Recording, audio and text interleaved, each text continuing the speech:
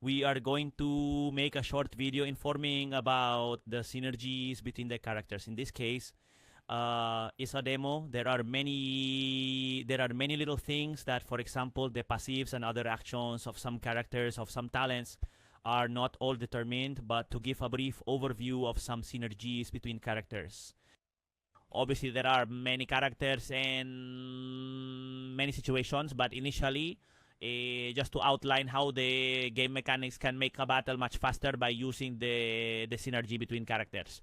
For example, in this case, I'm going to start with Maya, because at the top right we have the initiative queue, where depending on the order each hero has, that's how they will act in battle, what order they will maintain for action in the battle.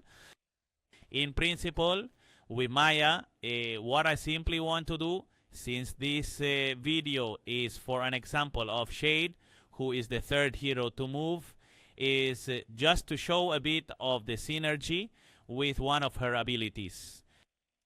In this case, right now, I won't be able to see Shade's abilities, but this one here would be Shade. Shade has one of the coolest mechanics of the characters you can choose at the beginning of the game, because in this case she doesn't attack the characters directly.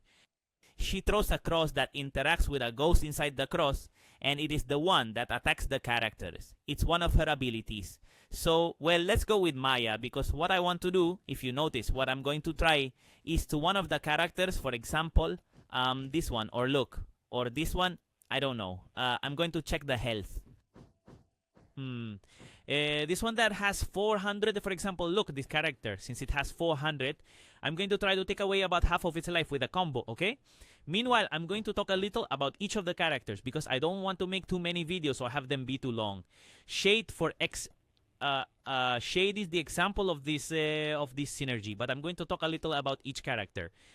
In this case, Maya, whose passive ability is that every time an enemy character, receives an attack from her, they suffer loss of control, meaning they are stunned or in madness or anything that prevents the character from moving correctly and so on. She will deal increased damage to those targets. Okay?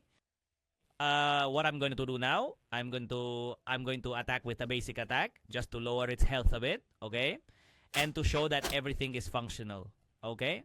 So I'm going to, for example, start applying altered states. I'm going to try to apply the highest number of altered states possible.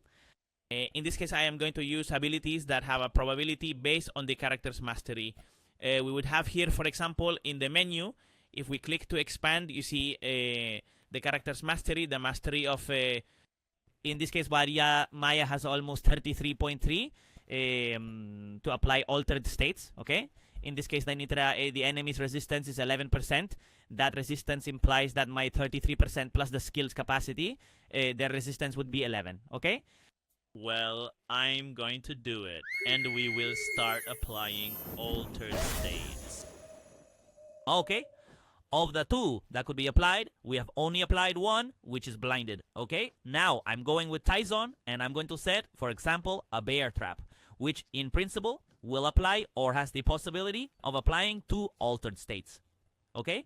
Which would be pinned and bleeding. As I said, there's a possibility. It could be one or both. Okay, we have it. Only one has been applied, okay?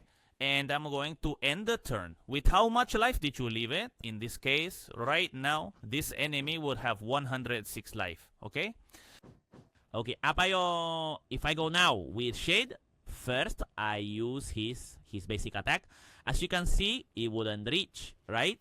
So, since I can't reach, I'm going to move a little forward here, and now I can reach with the basic attack. The basic attack plants the cross, and once the cross is planted, I can use the ghost inside the cross, the Lady of the Cross. Here, the Lady of the Cross, this ability indicates that all abilities usually have some interaction, expose, bleed, so that other characters have interactions with those altered states. So, here, for example, it tells me that it does 80% damage, but additionally does 10% more for each altered state the target has.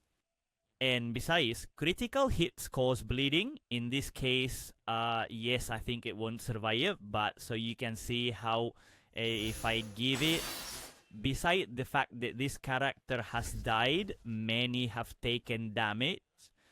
In this case, I went for a character with low health.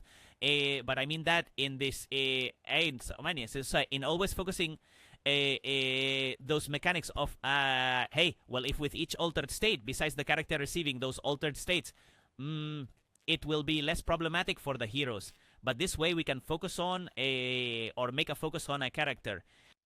I think it's a pretty important synergy. Just to give an example, all the characters have a lot of synergy, but it's to give specific examples.